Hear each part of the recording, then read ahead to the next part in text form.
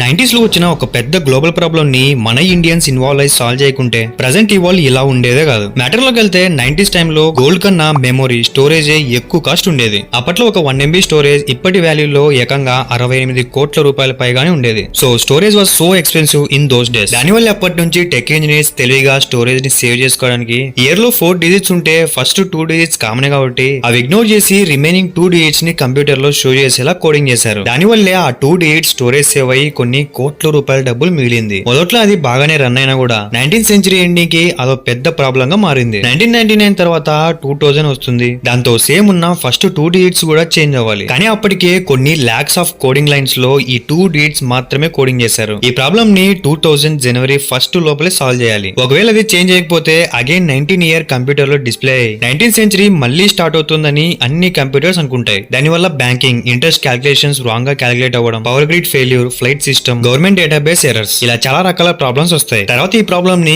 ఎలా సాల్వ్ చేయాలని అన్ని దేశాల టెక్ ఇంజనీర్స్ టెన్షన్ పడుతుంటే అప్పుడు వచ్చారు మన Indian engineers. TCS, Infosys, Wipro, HCl companies involve అయ్యి సిఓబిఓఎల్ లెగసీ సిస్టమ్స్ తెలిసిన ఇండియన్ ఇంజనీర్స్ ని హైడ్ చేసుకుని అన్ని కోడింగ్స్ లో ఇయర్ ని 2 డిజిట్స్ నుంచి 4 డిజిట్స్ కు చేంజ్ చేసి ఆ గ్లోబల్ ప్రాబ్లం ని సాల్వ్ చేశారు. అండ్ ఇంకో ఫ్యాక్ట్ ఏంటంటే ఈ వర్క్ లో ఇన్ఫోసిస్ ఫౌండర్ నారాయణ మూర్తి గారు కూడా క్రూషియల్ రోల్ ప్లే చేశారు. అలా ఈ ఒక్క ఇన్సిడెంట్ వల్ల ఐటీ సెక్టర్ లో మన ఇండియా పేరు గ్లోబల్ గా బాగా రీచ్ అయింది.